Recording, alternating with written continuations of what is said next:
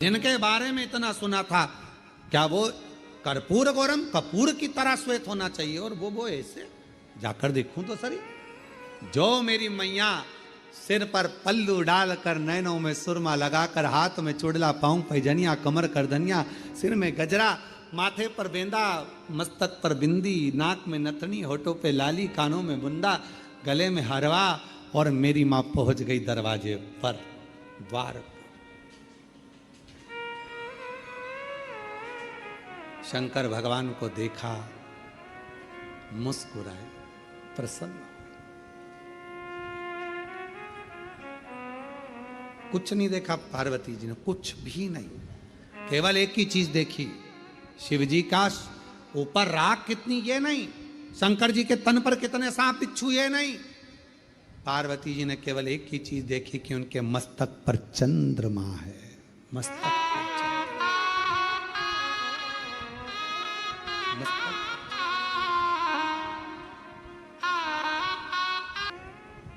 आसमान, moon light, और मेरे भोले बाबा ब्रिलियंट हैं, ऐसा कुछ भजन उन्होंने गाया है, स्मरण किसी ने गाया, ये भजन बड़ा सुंदर गाया।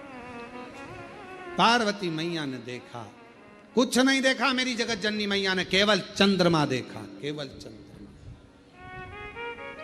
केवल चंद्रमा।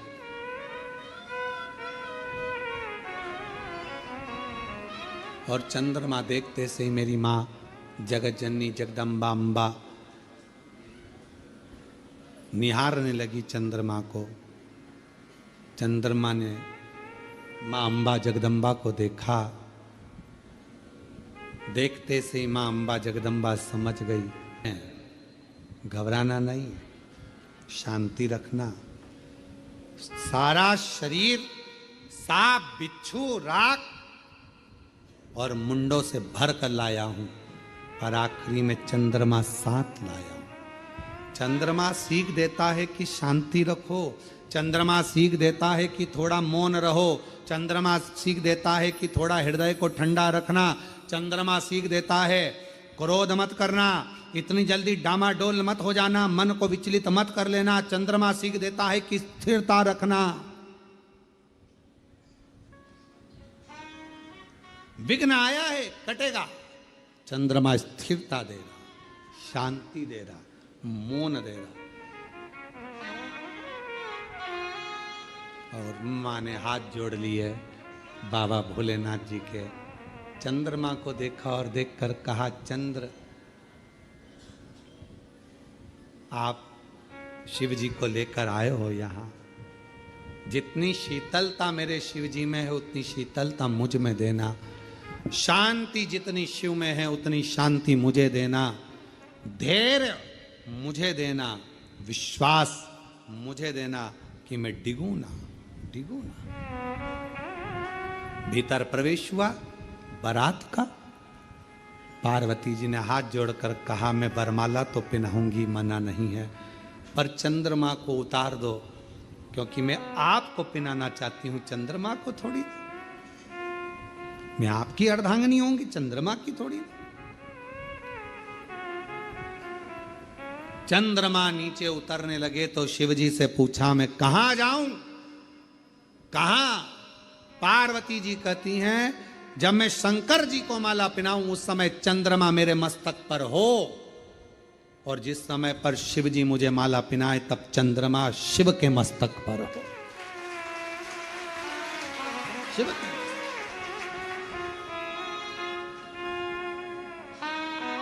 मां माला पहनाने के समय पर चंद्रमा मेरी मैया के मस्तक पर आ गया। चंद्रमा को देखकर मेरी माता ने कहा, शीतलता देना, शांति देना, धैर्य देना, मौनता देना और हृदय को संतोष देना। इसलिए आज भी मां जगत जननी ने मस्तक पर जैसे ही चंद्रमा लिया, शिव जी के गले में माला पहनाई, माला पहनाते से ही शंकर भगवान कहते हैं, हे चंद्र घंटा, हे चंद्र घंटा, हे चंद्र घंटा, तेरी शीतलता, तेरी शांति, तेरा हृदय की आनंदता आज मुझे सुख दे गई। पार्वती, सारा नगर मुझे देखकर हाय हाय कर रहा था, घबरा रहा था, पर तू नहीं घबराई। पार्वती जी कहती हैं जब आप मस्तक पर चंद्रमा लेकर आए तो मुझे समझ में आ गया कि आप मुझे प्रेरणा दे रहे हैं कि शांति रखना, संकट आया है कटेगा, चिंता मत करना, ये भयंकर रूप भी मेरा टल जाएगा और मैं कर्पूर गौरम। बोल चंद्र घंटा माता की। चंद्र घंटा माता की 9 देवियों में एक देवी की आराधना चंद्र घंटा के रूप में होती है। क्यों होती है? कि घर में शांति रखो, मन में शांति रखो, थोड़ा संकट आया है टलेगा। कितना बड़ा संकट था, शिव जी का इतना विकराल रूप था, लोग घबरा रहे थे, डर रहे थे, पर शिव जी ने चंद्रमा को रखकर शीतलता दी थी कि जो समझ गया मेरे रूप को वो फिर भटका नहीं। देवाधिदेव महादेव भगवान शिव ओगरदानी त्रिकालदर्शी कैलाशी अविनाशी भगवान शंकर की पवित्र कथा कह रही है। शिव महापुराण की कथा वर्णन कर रही है। माता ने शिवजी के मस्तक के चंद्र को अपने मस्तक पर लिया और बाबा जिस समय पर माँ को माला पहनाने लगे जयमाला, तो बाबा ने फिर चंदा को अपने मस्तक पर लिया। चंद्र घंटा माता का स्मरण शांति देता, धैर्य देता, विश्वास देता। शिव महापुराण की कथा कहती है यदि कोई व्यक्ति का मन विद्याध्ययन में नहीं लगता हो या उसकी याददाश्त कमज़ोर हो गई हो, कुछ बोल दिया याद नहीं रहा, कोई सामान रख दिया भूल गए, स्मरण में नहीं आया, पढ़ने के समय पर याद रखा, परीक्षा हॉल में भूल गए, विद्या अध्ययन करते हैं तब पढ़ लेते हैं फिर बाद में भूल जाते हैं, उसको सोमवार के दिन लाल पुष्प, लाल चावल का दाना, बेलपत्र माँ चंद्र घंटा के नाम से देवी के मंदिर में समर्पित करें या भगवान शंकर का जो शिवलिंग है, तो जो जलाधारी है नीचे का ये शिवलिंग, ये जो जलाधारी है, इस जलाधारी में इस स्थान पर पानी अगर यहाँ बह रहा है तो इस स्थान पर वो लाल पुष्प, वो बेलपत्र, वो लाल चावल का दाना अवश्य समर्पित करना चाहिए। और शिव जी को 1 लोटा जल या माँ आद्य शक्ति जगत जननी शीतला माता को चंद्र घंटा के नाम से जल समर्पित करना। उस जल का प्रोक्षण अपने ऊपर करें। भगवान शंकर को अगर जल चढ़ाया है चंद्र घंटा, बच्चे का विवेक बुद्धि प्रबल होगी। जन्म लिया बच्चा, यदि डॉक्टर कहते हैं कि इसका विकास कम हो रहा है या गर्भ में बच्चा है और उसकी धड़कन नहीं आ रही है या गर्भस्थ बच्चा है और डॉक्टर ने कहा कि इसका शरीर बेकार है, ये अंग नहीं बना, वो अंग नहीं बना या ये शरीर का कोई भाग नहीं बना और ये बच्चा अंदर से कमज़ोर है, तो डॉक्टर का इलाज चलने दो, जांचें चलने दो, डॉक्टर जैसा जैसा बोले वैसा करो, पर साथ में उत्तर की ओर मुख कर कर दक्षिण में खड़े होकर चंद्र घंटा माता का नाम लेकर शिवजी पर 7 बार जल अर्पित करना चाहिए। एक बेलपत्र चढ़ाना चाहिए, एक लाल पुष्प चढ़ाना चाहिए, एक लाल चावल का दाना चढ़ाना चाहिए और जल को झेलकर वो नारी जिसके बच्चे को बताया कि धड़कन नहीं आई, श्वास नहीं आई या बच्चा विकलांग है या शरीर का अंग नहीं बना है या माइंड में तकलीफ, तो उस नारी को उस जल को पीना चाहिए।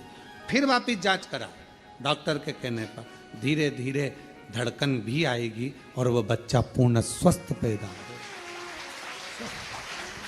पर नाम याद रखिए, चंद्र घंटा माता का नाम लेकर धैर्य, शांति, निर्मलता और स्वास्थ्य की पूर्ण सुख माँ चंद्र घंटा देती है। पूर्ण सुख माँ चंद्र।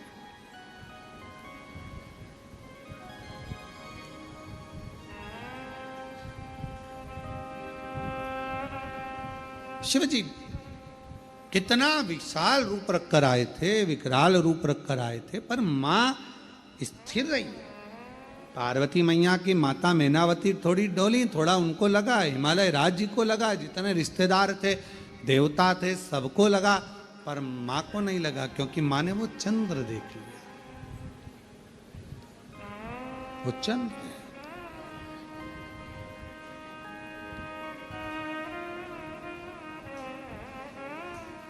महाराज फिर मेरे भोले बाबा ने, मेरे शंकर भगवान ने, फिर मेरे शंभु ने, त्रिकालदर्शी, कैलाशी, अविनाशी भगवान शंकर ने बाद में जब देख लिया कि ये शिव जी ने जान लिया कि अब पार्वती भय नहीं खा रही हैं, शांत हैं, निर्मल हैं, तब शिव जी ने फिर आखिरी में अपने बागंबर में से पटका लेकर अपने सिर पर बांधा, फिर बांधा।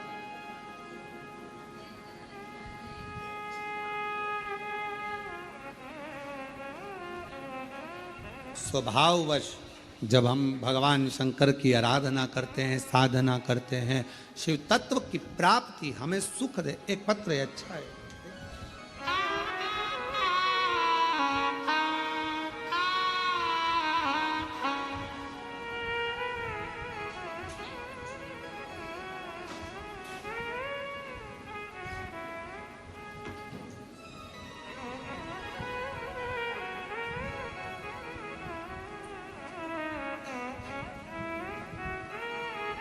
नरद्दीबाई स्थान होगा कुबरेश्वर धाम, जहाँ पर जिन तुमरुका जी ने ईसर गोरा शंकर पार्वती को शिव पुराण की कथा सुनाई थी, ऐसा तुमरुका कॉरिडोर पूरे विश्व में पहला सीहोर में बन रहा है।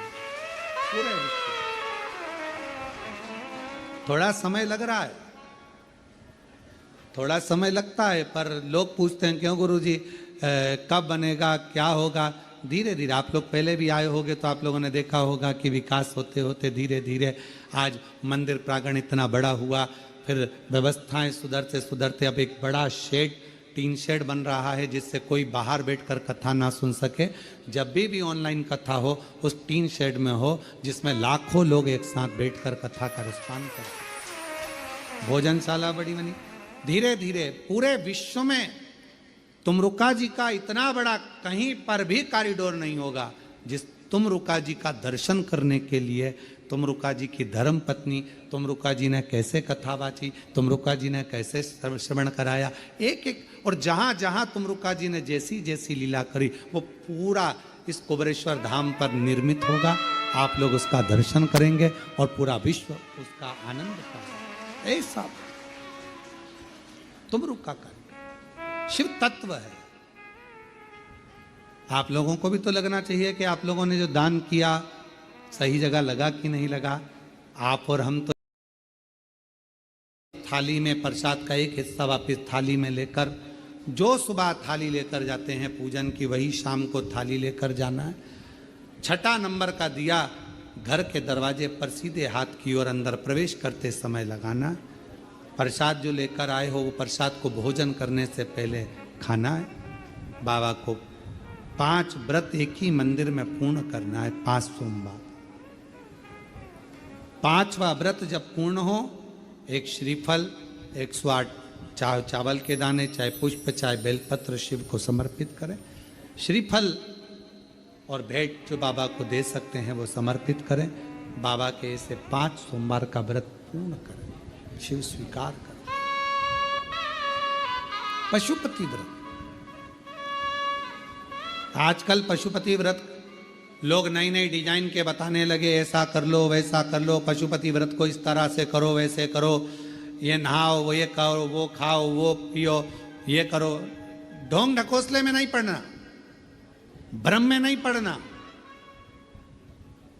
सारी सोशल मीडिया पर आश्रम द्वारा कथा में जो वर्णन किया गया है पशुपति व्रत का, वो पशुपति व्रत वर्णन किया गया है। उस व्रत को उस विधान से करो, उस अनुसार करो और दिल से श्रवण करो। आगे वर्णन आया तुमरुका जी को चंचुला देवी जो कथा श्रवण कर रही हैं, बिंदु के मोक्ष हेतु बाबा प्रथम सोमनाथ जी का वर्णन 12 ज्योतिर्लिंग में करते हैं। काया के रोग से चंद्र को मुक्त करते हैं। फिर वर्णन आता है श्री शैलम पर जाकर मेरे बाबा माँ जगत जननी कार्तिकेय बाबा को मनाती हैं और बाबा मल्लिकार्जुन के रूप में विराजमान होते हैं। दूषण नाम के राक्षस का संहार कर कर बाबा महाकाल के रूप में विराजमान होते हैं। विंध्य पर्वत के तप करने पर बाबा ओम के नाद के रूप में ओमकारेश्वर रूप में विराजमान होते हैं। अगला वर्णन आता है नर नारायण के तप बल पर बाबा केदारेश्वर बन जाते हैं। कुंभकर्ण के बेटे भीम का संहार कर कर बाबा भीमा शंकर बन जाते हैं और मनु शत्रुपा के तप करने पर बाबा विश्वनाथ बनकर विराजमान हो जाते हैं। आगे वर्णन आया गौतम बाबा पर गौ हत्या का दोष लगा, उस दोष से मुक्त करे तो बाबा ब्रह्मा विष्णु महेश लिंग रूप में पूजाते हैं और त्र्यंबक के रूप में विराजमान हो जाते हैं। रावण के लिए बाबा वैद्यनाथ बन जाते हैं। दारुक नाम के राक्षस का संहार करने के लिए बाबा नागेश्वर बन जाते हैं। राम जी शिव जी के पार्थिव लिंग का पूजन कर उसको स्थापित कर देते हैं तो रामेश्वर बन जाते हैं। रामेश्वर कितने ज्योतिर्लिंग हैं जो पार्थिव पूजन से निर्मित हुए, जैसे कृष्णेश्वरनाथ गोष्मा ने पार्थिव लिंग का पूजन करा था और पार्थिव लिंग से ही भगवान शिव प्रकट हुए। पार्थिव लिंग से रामेश्वरनाथ भगवान ने पार्थिव पूजन करा था। पार्थिव से लिंग में भीमाशंकर, कृष्णेश्वर, वैद्यनाथ आदि आदि जितने ज्योतिर्लिंगों का हम वर्णन करते हैं, कई ज्योतिर्लिंग पार्थिव की पूजन से प्रकट हुए। पार्थिव पूजन। आगे वर्णन आया राम जी ने रामेश्वर धाम की स्थापना करी। फिर वर्णन है कृष्णेश्वर का, गोष्मा के बेटे को भगवान जीवित कर देते हैं, जो बेटा 1 हफ्ते पहले मर चुका था, प्राण छूट चुका था।